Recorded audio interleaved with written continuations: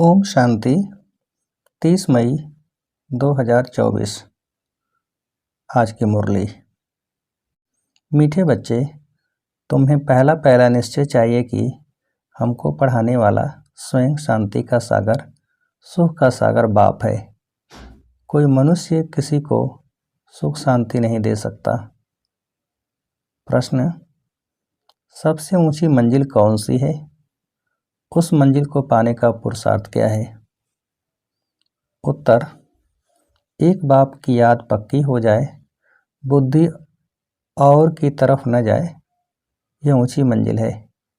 इसके लिए आत्म अभिमानी बनने का पुरुषार्थ करना पड़े। जब तुम आत्माभिमानी बन जाएंगे तो सब विकारी ख्यालात खत्म हो जाएंगे, बुद्धि का भटकना बंद हो जाएगा, देह की तरफ बिल्कुल दृष्टि न जाए। यह मंजिल है। इसके लिए आत्म अभिमानी भव। ओम शांति। रूहानी बच्चों प्रति रूहानी बाप बैठ समझाते हैं। इनको यानी कि ब्रह्मा बाबा को रूहानी बाप नहीं कहेंगे। आज के दिन को सतगुरुवार कहते हैं। गुरुवार कहना भूल है। सतगुरुवार। गुरु लोग तो बहुत ढेर हैं, सतगुरु एक ही है। बहुत हैं जो अपने को गुरु भी कहते हैं, सतगुरु भी कहते हैं। अभी तुम बच्चे समझते हो, गुरु और सतगुरु में तो फर्क है। सत अर्थात ट्रुथ, सत्य एक ही निराकार बाप को कहा जाता है, न कि मनुष्य को। सच्चा ज्ञान तो एक ही बार ज्ञान सागर बाप आकर देते हैं। मनुष्य को कभी सच्चा ज्ञान दे नहीं सकते। सच्चा है ही एक निराकार बाप। इनका नाम तो ब्रह्मा है। यह किसी को ज्ञान दे न सके।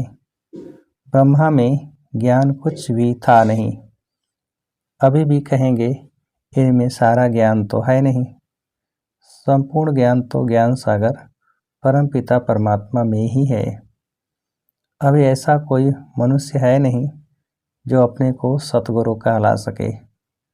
सतगुरु माना संपूर्ण सत्य। तुम जब सत बन जाएंगे तो फिर यह शरीर नहीं रहेगा।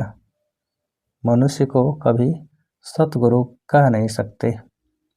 मनुष्यों में तो पाई की भी ताकत नहीं है। यह खुद कहते हैं, मैं भी तुम्हारे जैसा मनुष्य हूँ। इसमें ताकत की बात उठ नहीं सकती।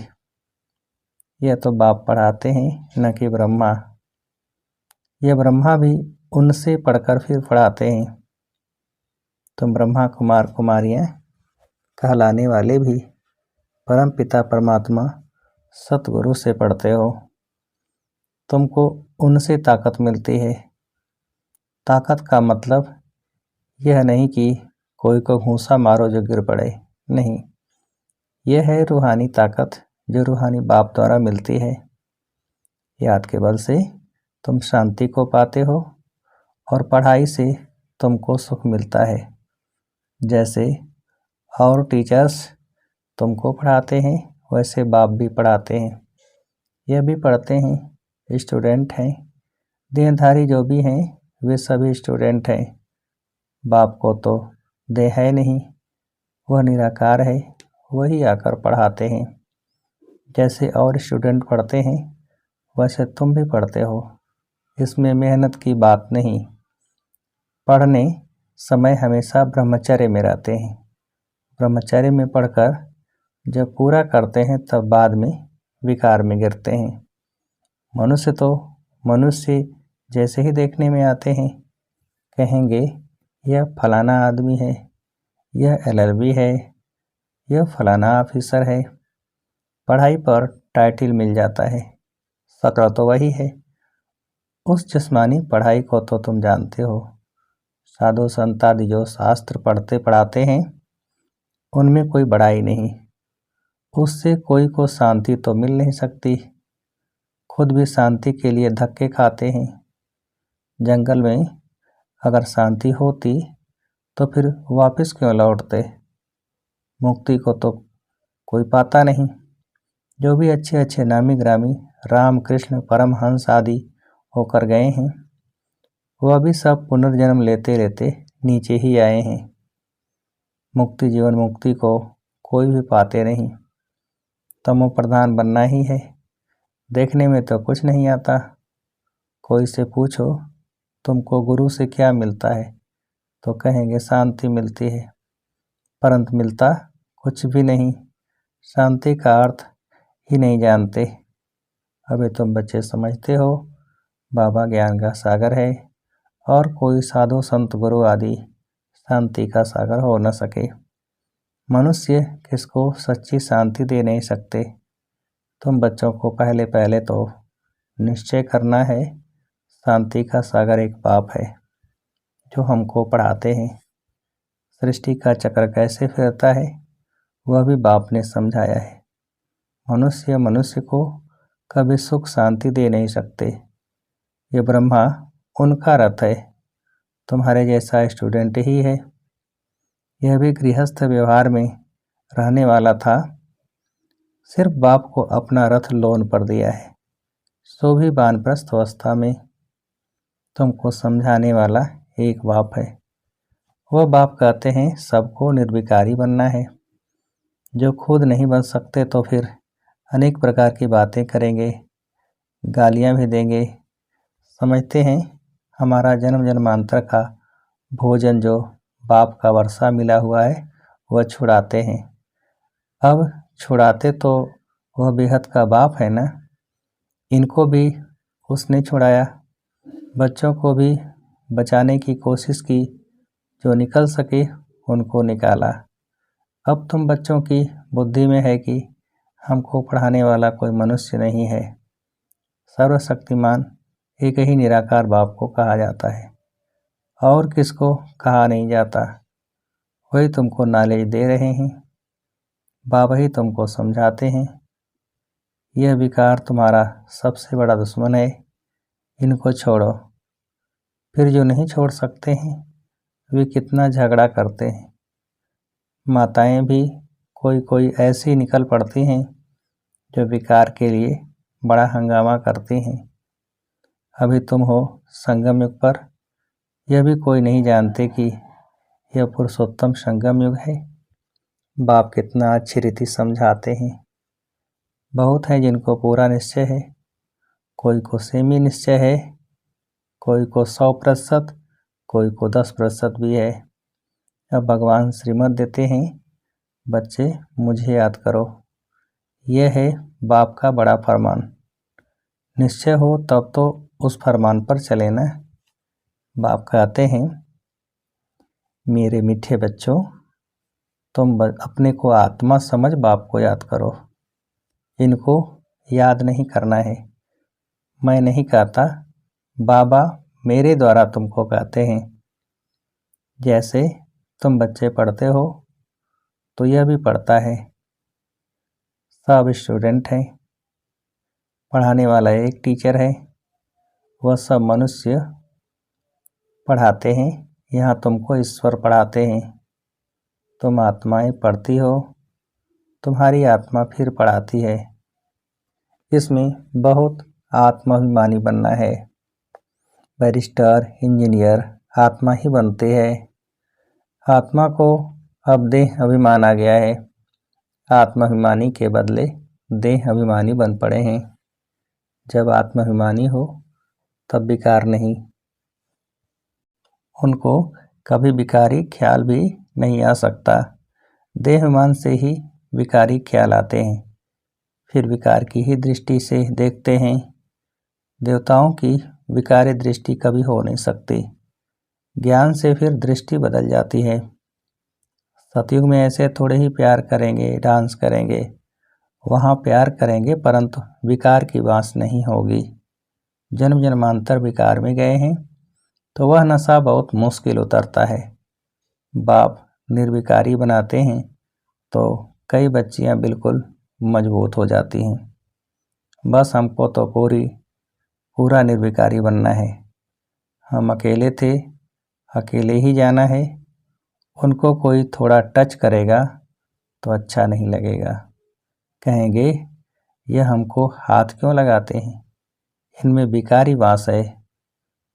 भिखारी हमको टच भी नहीं करे। इस मंजिल पर पहुंचना है, देह तरफ बिल्कुल दृष्टि ही न रहे। यह वह कर्मातीत अवस्था अभी बनानी है। अभी तक ऐसा नहीं है कि सिर्फ आत्मा को ही देखते हैं। मंजिल है। बाप हमेशा कहते रहते हैं, बच्चे अपने को आत्मा समझो। यह शरीर दुम है जिसमें तुम पार्ट बजाते हो।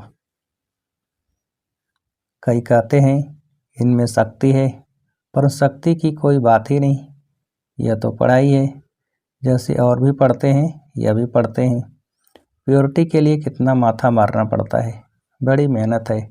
इसलिए बाप कहते हैं एक दो को आत्मा ही देखो। सतयुग में भी तुम आत्माभिमानी रहते हो, वहाँ तो रावण राज ही नहीं, विकार की बात नहीं। यहाँ रावण राज में सब विकारी हैं, इसलिए बाप आकर निर्विकारी बनाते हैं। नहीं बनेंगे तो सजा खानी पड़े। आत्मा पवित्र बनने बिगर ऊपर जा न सके। हिसाब किताब चुप तो करना पड़ता है, फिर भी पद कम हो पड़ता है। यह राजधानी स्थापन हो रही है। बच्चे जानते हैं स्वर्ग में एक आदि सनातन देवी देवताओं का राज्य था। पहले पहले तो जरूर एक राजा रानी होंगे, फिर डिनाइस्टी होगी। प्रजा ढेर बनती है, उसमें अवस्थाओं में फर्क पड़ेगा। जिनको पूरा निश्चय नहीं वह पूरा पढ़ भी न सके, पवित्र बन न सके। आधा कल्प के पतित एक जन्म में 21 जन्मों के लिए पावन बने। मासी का घर है क्या? मुख्य है ही काम की बात। क्रोध आदि का इतना नहीं। कहाँ बुद्धि जाती है तो जरूर बाप को याद नहीं करते। बाप की याद पक्की हो जाएगी तो फिर और कोई की तरफ बुद्धि नहीं जाएगी। बहुत ऊंची मंजिल है। पवित्रता की बात सुनकर आग में जल मरते हैं। कहते हैं यह बात तो कभी कोई ने नहीं कही, कोई शास्त्र में है नहीं। बड़ा मुश्किल समझते हैं। वह तो है ही निवृत्ति मार्ग का धर्म अलग। उनको तो पुनर्जन्म ले, फिर भी संन्यास धर्म में ही जाना है। वही संस्कार ले जाते हैं। तुमको तो घर बार छोड़ना नहीं है। समझाया जाता है बल घर में रहो। उन्हों को भी समझाओ, अब है संगम युग। पवित्र बनने बिगर सतयुग में देवता बन नहीं सकेंगे। थोड़ा भी ज्ञान सुनते हैं तो वह प्रजा बनती जाती है। प्रजा तो ढेर होती है ना। सतयुग में वजीर भी नहीं होते, क्योंकि बाप संपूर्ण ज्ञानी बना देते हैं। वजीर आदि चाहिए अज्ञानियों को। इस समय देखो एक तो को मारते कैसे हैं। दुश्मनी का स्वभाव कितना कड़ा है। अभी तुम समझते हो हम यह पुराना शरीर छोड़ जाकर दूसरा लेते हैं, कोई बड़ी बात है क्या? वह दुख से मरते हैं, तुमको सुख से बाप की याद में जाना है। जितना मुझ बाप को याद करेंगे तो और सब भूल जाएंगे, कोई भी याद नहीं रहेगा। परंतु यह अवस्था तब हो जब पक्का निश्चय हो। निश्चय नहीं तो याद भी ठहर नहीं सकती। नाम मात्र सिर्फ कहते हैं, निश्चय ही नहीं तो याद काहे को करेंगे। सबको एक जैसा निश्चय तो नहीं है ना। माया निश्चय से हटा देती है, जैसे कि वैसे बन जाते हैं। पहले पहले तो निश्चय चाहिए बाप में। संशय रहेगा क्या कि यह बाप नहीं है, बेहद का बाप ही ज्ञान देते हैं। यह तो कहता है मैं सृष्टि के रचयिता और रचना को नहीं जानता था, मेरे को कोई तो सुनाएगा। मैंने 12 गुरु किए, उन सबको छोड़ना पड़ा। गुरु ने तो ज्ञान दिया नहीं, सतगुरु ने अचानक आकर प्रवेश किया। समझा पता नहीं क्या होना है। गीता में भी है ना, अर्जुन को भी साक्षात्कार कराया। अर्जुन की बात है नहीं, यह तो रथ है ना। यह भी पहले गीता पढ़ता था, बाप ने प्रवेश किया, साक्षात्कार कराया। यह तो बाप ही ज्ञान देने वाला है, तो उस गीता को छोड़ दिया। बाप है ज्ञान सागर, हमको तो वही बताएगा ना। गीता है माई बाप, वह बाप ही है जिसको तुम्हें वो माता से पिता कहते हैं।